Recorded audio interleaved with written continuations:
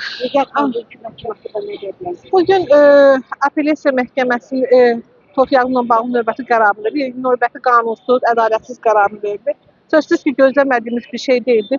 Gözləyirdik. Bundan qabaq da yazmışdım ki, məhkəmədən heç bir gözləntim yoxdur. Elə də oldu.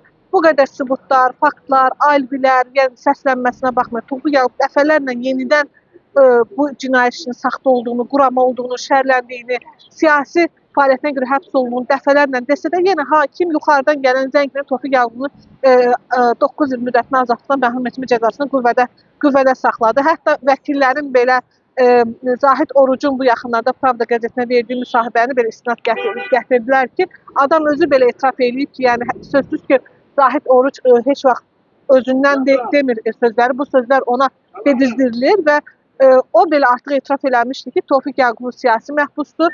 İlham Əliyev və onun hakimiyyətini dəfələrlə tənqid etdiyinə görə də şəhərlənib həbs olunub.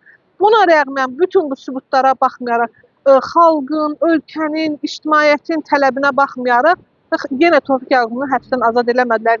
Baxmayaraq ki, Tofiq Yağubovun şəhərləndiyini hər kəs bilir və Tofiq Yağubov bağlı hökmün, ədalətli hökmündə Azərbaycan cəmiyyəti vermişdi. Ancaq İlham Əliyev və onun hakimiyyəti yenə xalqı və cəmiyyətin qərarı hökmünü heçə saydı və yenə öz qisasından əl çəkmədi, Tofiq Yağubovunu yenə həbsdə saxladı.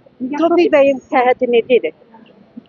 Acıqlı, bugün artıq 10 gündür ki, acılığı dayandırıb, amma həqiqətən də görünür, çox özünüz də görünür və məhkəmə zalındakiler də ki, çox zəifdir, çox zəifdir. Hətta özü belə bildirdi ki, yenə baş gicəllənmələrim qalır, amma yəni mütəmadi həkim yanına gedə bilmədiyi üçün ona lazım o tibbi müdaxilələr olmur ki, onun üçün çox önəmlidir. Çünki 40 gün aclıq etmək və 65 yaşındakı Tofiq Yağubov üçün çox böyük bir səhhəti ilə bağlı çox ciddi zərər vurub və çox əsəbidir. Amma normalda da adam əsəbi olar belə. Yəni hətta sağlam adam belə olsa bu qədər sübutların, faktların qabağında yenə günahsız olaraq yəni azadlıqdan məhrum edilsə əlbəttə ki, əsəbi olar. Bir də ki, aclıqdan sonra Tofiq Yağubovun bu vəziyyəti yenə də çox əsəbi idi, çox gərgin idi. Düzdür, özü belə deyir ki, artıq yoruluram, tez yoruluram. Ona görə hətta çıxışını belə yarımçıq elədi, çox uzun etmədi.